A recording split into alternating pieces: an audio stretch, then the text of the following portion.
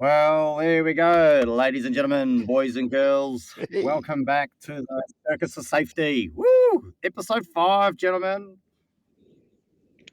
We're here. Who'd Good have thought morning. it? Absolutely stunning.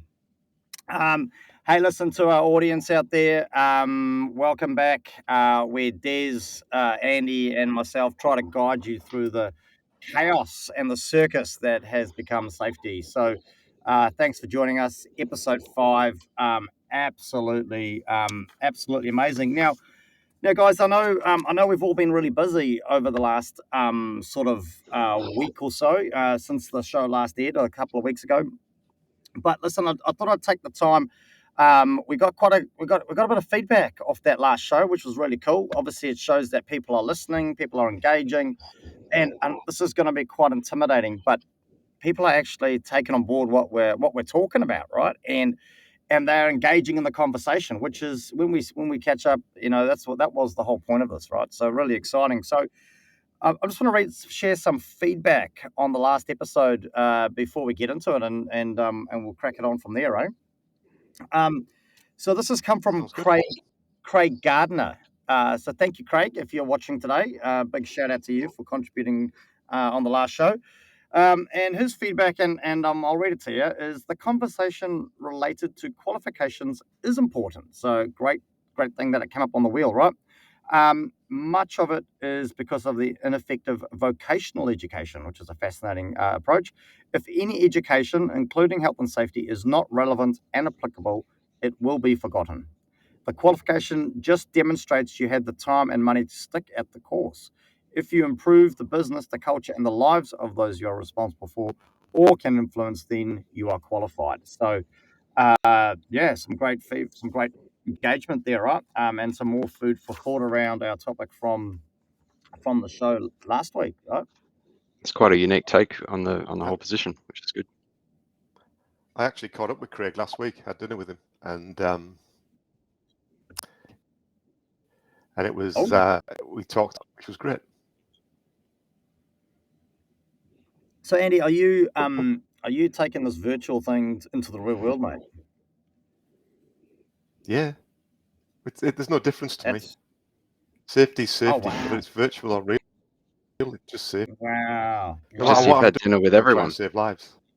Wow. Pretty Wow. much. Hey, listen, actually, hang on, Andy. Before we start making big statements like we're trying to save lives, Des, listen, can you just cover us off again before we start going down this rabbit hole? Make sure that we're protected. Yeah, and look, I have to say, who would have thought people could be so passionate about disclaimers? And once again, I've received pretty scathing vitriol from numerous listeners about the disclaimer from last episode. Are you serious? Yeah, so this time the complaint is that it was too verbose, too much legalese, incomprehensible. Wow. Okay. Jeepers. Mate, tough crowd, right? Tough crowd. Look, to be honest, it's hard not to take this personally. I've convinced myself to rise above this and improve and to add value, because that's what we're about. Go Des. So for fear of being accused of a lack of audience perspicacity, I've redrafted this disclaimer and pitched it at a level that reflects the harsh criticism I've been receiving. So here it goes. Okay, stand by. Once upon a time, in a magical land called Safetyville, a group of friendly creatures embarked on a journey to learn about workplace health and safety. This podcast, The Circus of Safety, is here to share their exciting tales with you, our little listeners. But before we start our adventure, here's a little note just for you. Dear little explorers, welcome to Safetyville, where giggles and learning go hand in hand. Our podcast is like a treasure map, guiding you through the forests of knowledge and the mountains of understanding about staying safe at work. But remember, just like a real adventure, it's important to be cautious and prepared. While our podcast is full of fun stories and helpful tips, it's not a substitute for grown-up advice. Before trying anything you hear about on our show, be sure to ask your parents, guardians, or other wise grown-ups for their thoughts and guidance. They know what's best for you. Sometimes workplaces can be as tricky as enchanted mazes, but don't worry, our podcast is here to teach you how to spot hazards, use safety tools, and be a smart and careful little worker. From magical factories to make-believe offices, we'll explore it all with safety as our guiding star. Remember, Safetyville is a make-believe place, and the creatures you'll meet are just characters from stories. Real workplaces might be a bit different, but the lessons you learn here can help you stay safe in any world. So put on your imagination hats, hold your curiosity close, and let's dive into the enchanting world of workplace health and safety together. With a sprinkle of knowledge and a dash of caution, you'll be the bravest little worker Safetyville has ever seen. Stay safe, stay curious, and let the adventures begin. Wow. Wow. Des, mate, I don't know what you, mate, I don't know what you do between shows, but Jesus creepy. You've clearly got way too much time on your hands, mate. I put my heart and soul into this, Brenton, and nothing less. Oh, well, well, Des, listen, mate. If it means anything to you, you've had a rapturous applause from the chat. We got Nia Schnapp and Lund Kaya, mate. They're in hysterics, just like we are. So yeah, thank you. And I think I might be having a bit of a slow internet day by the looks, if I've got that right.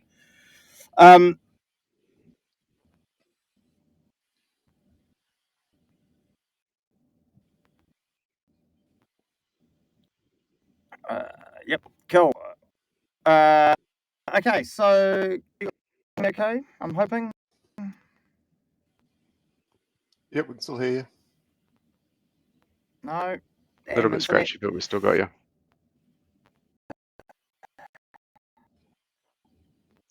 Oh, I think So, Andy, have you done anything interesting over the last couple of weeks? I went out for dinner with Craig Garner. It was awesome.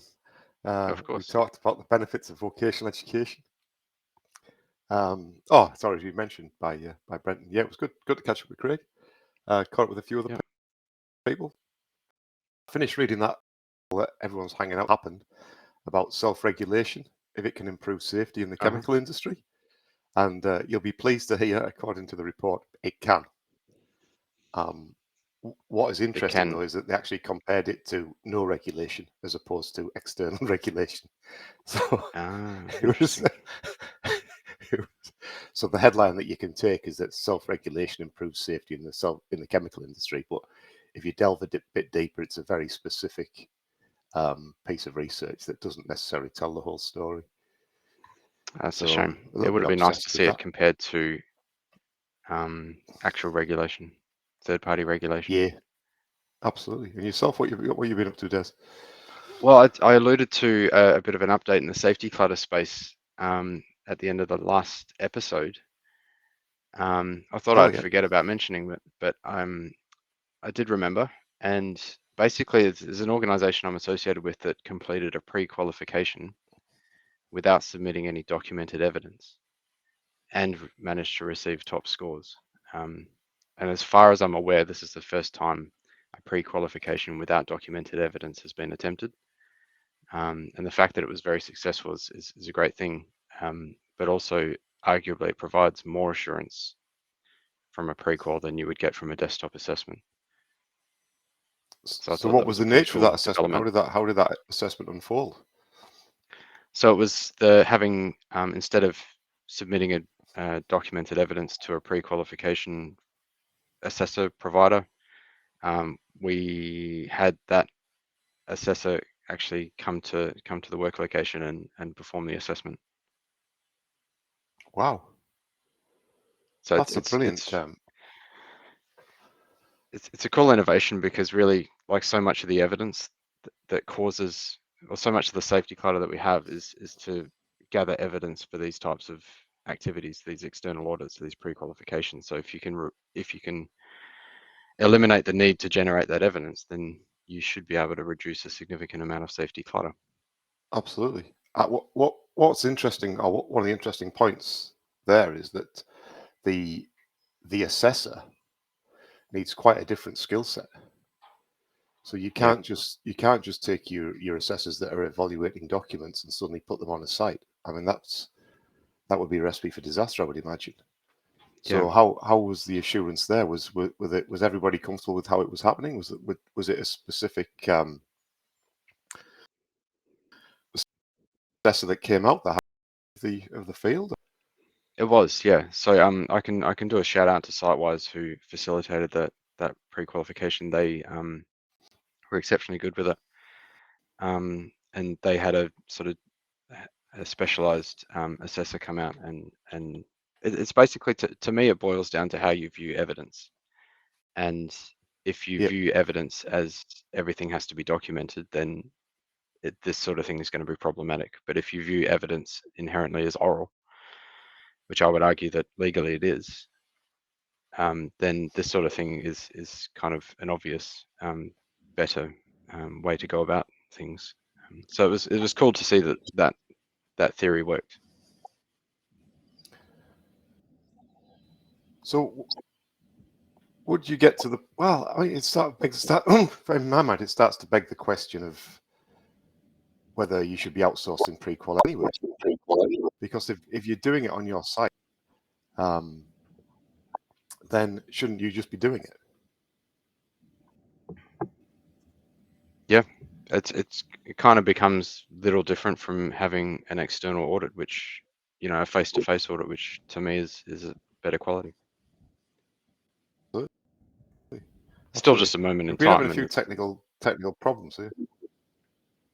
We Yeah. can't hear Brenton. He's just sent us a message in. I'm assuming you.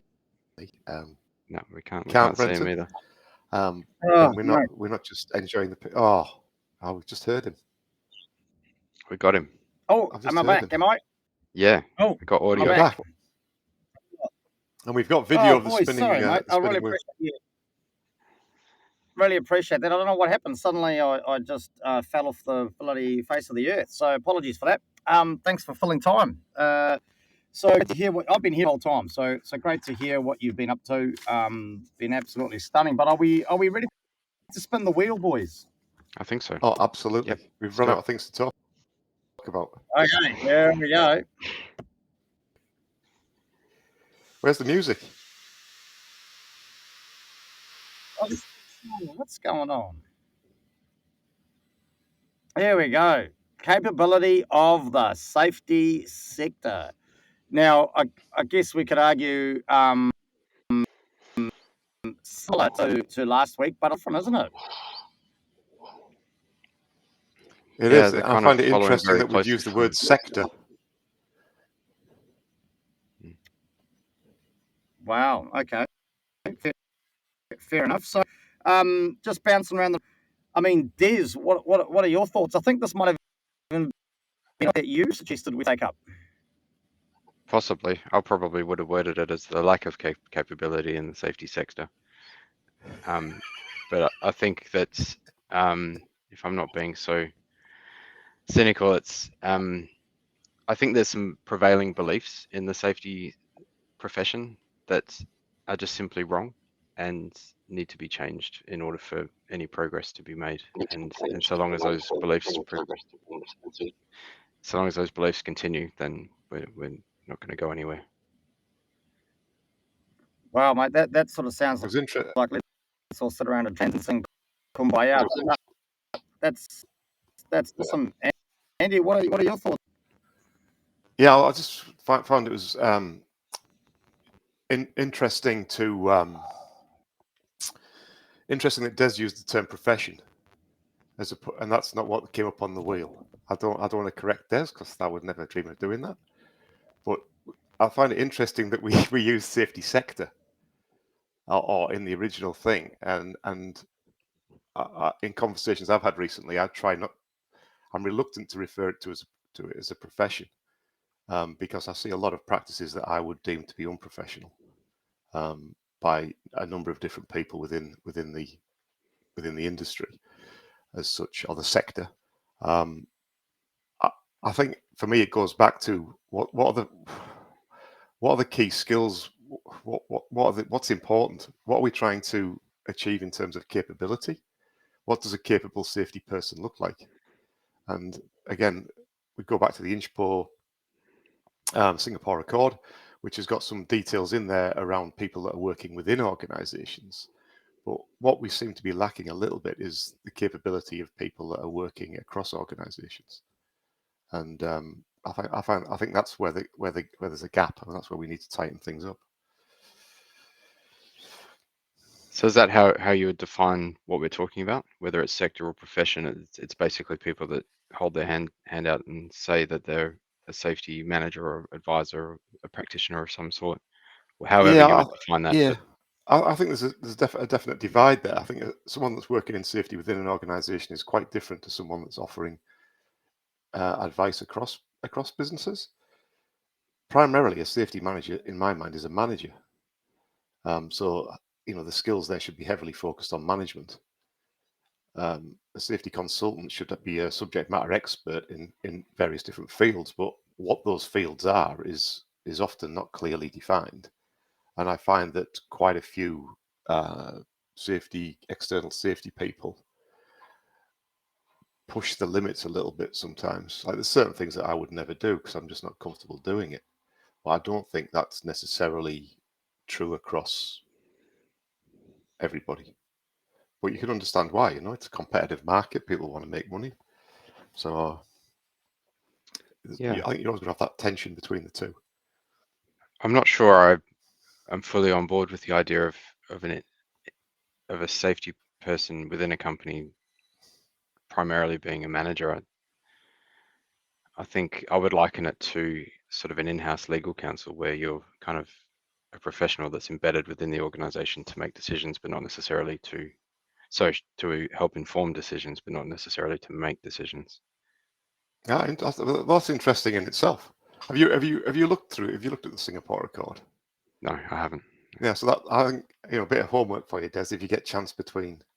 Or mind you, hopefully that disclaimer should do it for now. I can't imagine anyone giving us any feedback other than positive about your disclaimer today. So you won't need to rewrite a disclaimer this week. So maybe have a look at the Singapore Accord, because that's aimed at safety managers within different levels of organizations. So safety coordinator, safety advisor, safety officer, senior safety manager, and it details the skills that they're expected to have. And it's quite interesting looking at that because I think there's quite a management bent on it as Right. opposed to safety knowledge. But again, the fact that you see it slightly differently to I do is possibly part of the problem when we should really all be singing from the same song sheet. And Yeah. the fact that we're not creates uncertainty. And uncertainty is a little bit problematic in safety. So I mentioned 3 beliefs that I thought were widely held by people that hold themselves out to be safety professionals and that were fundamentally wrong. Should we go through those? Yeah, absolutely. Love to. So the first one is one that we've actually already talked about, which is the idea that we need to move beyond compliance, and this belief that moving beyond compliance, we're achieving more in the safety space. But from my argument that where no one's actually complying, the idea of moving beyond compliance loses a bit of meaning. And so that's the first one. The second one is that if it's not documented, it didn't happen, or that processes and things need to be documented for evidence. Yeah. And I think that that's a fundamentally wrong belief to have. The third thing is the idea that it must be measured to be managed, and the idea that safety can be reduced to a series of numbers that light up your traffic light dashboard and tell you whether you're safe or not. I think if that's your belief, if that's your initiative, then you're misleading yourself. Yes, and I in the role that I have, I often come across that document-driven mentality. If it's not written down, it didn't happen. Interestingly, I was just reading a case this morning, a forestry case. I don't know if you've read that this morning. No. Yes. So it's another private prosecution, which would be something I think we should touch on in future episodes because this seems to be becoming more and more common. So it was a forestry company, and they had a fatality. One of the lead breaker outers got hit by a block which is on the cable that they used to haul the logs across the valley. And WorkSafe didn't prosecute, but the fathers brought private prosecution, and it was heard in court the last 3 days, I think. And I'm only reading this from media, so We just got to put that disclaimer out there. And one of the things that said is that they had lots and lots of safety documentation. So this logging company had lots and lots of safety documentation, possibly way above what people would expect in the industry. But again, it's that whole thing that doesn't, the amount of information you've got is of secondary importance to actually what's happening. It could even be worse than that. Having reams of information can actually be evidence that you're not doing everything reasonably practicable, because if you've declared that you're going to do something to keep people safe, then you're also declaring that that's reasonably practicable. And then if you turn around and not do that, or not do it to 100%, then that's actually evidence for a prosecution against you. Wow. So not only is it not being effective in terms of keeping people safer, you're actually just creating a database of liability that can be used against the organization. So if for example, so I'll just tap it into your legal brain a second then. So if something like this happened, and then you immediately tighten up procedures, protocols, etc., is that effectively you admitting a degree of guilt? To some extent, yeah, you're basically retrospectively saying that these things were reasonably practicable to do. And we haven't done them, and therefore we end up in that space. Yeah, so there's that potential for that to be used against you. And this is what we're talking about now is really fundamental to moving forwards in safety, isn't it? So when even though this topic is about capability, it's being able to have these conversations with people and understand this. And I think if we look at the capability within the profession, we've got to go back to the learning pathways and how people enter the industry. And it even ties back into that whole concept of what is a generalist, I think. And you've come into safety. Your role is largely safety, right? Yeah. Is safety your highest qualification? Yes. On the qualifications framework. Yes. But you've got other specialties that have led to that. So when you do your safety, you're actually anchoring it in previous learnings, previous education. That's right. Which for you is the law, right? Or ancient Greek. Yeah, and for me it's education. So I get quite interested in this, is that I think the first qualification, or the first sort of post level 3 qualification that you do, is always your anchor point. That's always where your initial expertise exists. You then learn anything else, but you've always got that slight bent on it of where you came from. And it'd be interesting to do a survey, maybe we could do this, about safety professionals and where they've come from in terms of what's their first qualification and what's their last qualification. Because I think we're all in some way, even a generalist would be sort of a specialist. Yeah. I think I know what you mean. You think I know what I mean? I don't know if I've explained that particularly clearly. You could probably sum it up in 3 words, but that's, I find that quite interesting. That there's certain things I would never offer legal advice to anybody because I've never studied the law. But if somebody wants to develop a training course, my background's in education. That's where my strength would lie, and that's why I think the capability is understanding what people's strengths are and how they can work with that and push on through that. I touched on that in the last show when I mentioned that a lot of the tertiary education courses in health and safety through a science pathway. They're usually run by the science department, and I think that could be part of the problem why these beliefs sort of continue to prevail, is because they're not getting that sort of input from the other professions. So when I did the law unit at the tertiary institution I went to, it was just there was so much missing, and it was a little bit misguided. And I see it play out with safety practitioners. They think that there's only one act out there, and they think that there's only a handful of regulations. Actually, there's probably dozens and dozens of acts that apply in any given situation, and safety is is important, but it's not the only one, and it's sometimes not the most important one, and it's sometimes not the most applicable one. Oh, absolutely. I mean, that was the case. Was it a few years ago when I looked at the New Zealand cricket and the opportunities for spectators, particularly children, to be struck by a cricket ball in the crowd, and I was sort of wading my way through health and safety legislation, and I happened to mention it to you, and you said, well, maybe you should look at a different piece of legislation. And we looked at I can't remember what it was now. It was the Landowners Act or something, wasn't it? Owners Occupiers Liability Act. Yeah, it was Occupiers Liability Yeah. Act, and we ended up finding some case law from the House of Lords in the UK from 1829. That was a good year for cricket. It was a very good year, where that lady with carrying her shopping from the shop to home, right past the oval cricket ground, got struck by a cricket ball, Yeah. and she took it all the way to the House of Lords, and the three law lords basically said that she knew there was a cricket game going on, so the cricket authorities had no case to answer, which is fascinating.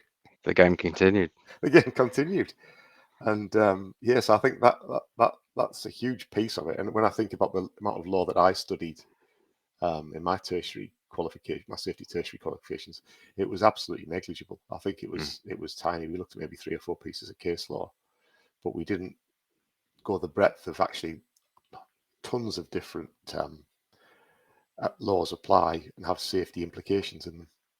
That's right, and just concepts that aren't typically looked at when it comes to health and safety, like the idea of voluntary assumption of risk, or if something's so routine and everyday that you should already know that there's a risk there, such as the cricket ball when you're walking past a cricket stadium. Yeah. I saw a post on LinkedIn recently about someone following the White Island tragedy prosecutions by WorkSafe, and the topic of discussion was about the use of waivers or disclaimers. And I saw a lot of safety people chiming in saying, I can't believe people still use waivers. They have no effect in health and safety law, which is correct. I don't believe that they have any effect in health and safety law also. But health and safety is not the only act. There's dozens of other acts. So they might have little utility in safety, but they might have a waiver might have a lot of utility in occupiers liability law. And it's not just law, it's common law as well. It's a part of law, but it's not just legislation, I should say. It's also common law. And it's not just law, it can also be contractual. And I'm pretty sure if people had a decent read of their insurance policies, they would probably be required to have a waiver in just about everything, insofar as it can be applied legally. So, it's we seem to have blinkers on as a profession that there's only one act, but there's many acts. And the law of evidence is another one. That's a whole body of case law and acts that influence the way evidence is assessed and rated and taken into account. And again, we're just stuck in this rut of everything must be documented. If it's not documented, it didn't happen, and it's just nothing could be further from the truth. Yeah. No, I think. Well, I think we're proving that by videoing this, right? This isn't documented. This is videoed, and I'm back. Woo! Excellent. Good to have you back. Oh, so boys, listen, I don't know what's going on. I think I've got to humbly apologise for my technical incompetence. We tried our best to hold it together. But actually, that raises what just happened to us. I mean, we're taking risks, right, with what we're trying to do here, and I know the show's probably gone a little bit off topic, maybe, and we're having this conversation, but we're taking risks by running this live, right? We are doing this live. We are not pre-recording this, and some people may look at that and go, "Wow, you guys are crazy." We thrive. We're living on the edge, right? Where the sheer excitement of being live is just phenomenal, right? However, with risks, I guess, and that's what maybe another topic to talk about and put on the spinning wheel of death is risk. There's two possible outcomes, right? There's the negative outcome, which generally we focus on in safety, and then there's the positive outcome. And I don't know about you boys, but lining up I know there's a bit of scrambling before the show goes live, and no matter how much planning and organization, but it's the thrill, right, of being live and trying to think on our feet and be adaptive and innovative, and I guess that's what today's really taught us, right? This all went. I was so organized. I've even printed off show notes. I've done some research, and it all went sideways, right? But we adapted, and you boys held together, and we've provided another hopefully entertaining and informative show. So yeah, that's what it's all about, right? Absolutely. Can I ask, there's a final question. Oh, you can do whatever you want, Andy. Why? I mean, your background looks great, but why is it back to front? Is it back to front? It's not deliberate. I don't know why that's the case, but I'm glad you pointed it out. I'll cover up the writing so it doesn't. That's what I thought. Just stay there. That's perfect. But hey, I mean, how cool is that logo though? We're going great guns. And I believe I don't want to a bit of a spoiler alert here. I believe there could be some merch in production or There's some in the develop- pipeline. fan. We're not saying any more than that. No, we don't want to say any more. Christmas than is that, just round the corner. Whoop whoop. Yeah. And listen, again, we're not doing this. The merch will be there to help grow the show, right? Because clearly, my technology needs some upgrading. so any, Put Brenton on an IT course. if anyone wants to sponsor my IT equipment, I'm more than willing to shamelessly plug you and sell my soul. I've got 2 children I'm prepared to give up as well. Just for some half decent IT gear. So, hey, listen, as we bring this show to an end, let's bring a little bit of normality back to it. Des, mate, anything? I know. I didn't get to talk to you about it. I know the last time we spoke, you were down in Owakuni, the Big Carrot. I guess how did that go, and what have you got coming up in the next couple of weeks? Well, the holiday was awesome. Love the town. I'm planning to go back there as soon as I can. So nothing much over the next couple of weeks for me, 'cause it's kind of business as usual, which is nice for a change. It's been a crazy couple of months. But I'm also thinking of recording a talk for the Circus of Safety, which is based on a talk that I delivered to the NZISM Construction Forum. And it's about the idea or the misbelief that everything must be documented.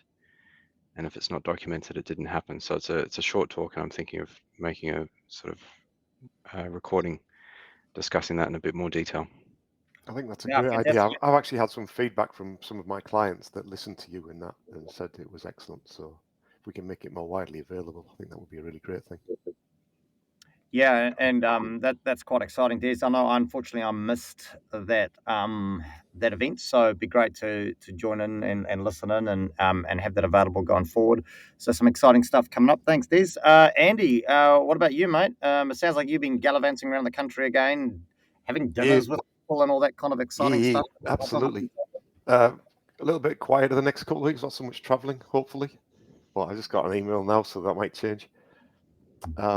Yeah, I'm doing some development work, some consulting, building some bow ties, writing a guidance document related to critical risk management. But maybe we can talk about that another day. No, I'm sorry, I've fallen asleep. He's generating a lot of documented evidence, Brenton. That's what he's doing. So clearly doesn't listen to anything about the show, Des. I'm pretty sure you just outlined. Absolute bastards. Honestly, Andy, come on, mate. Let's lift your game, will you? I need to work to make my living. You've got guaranteed income. I've got a son. He needs some new shoes. Come on.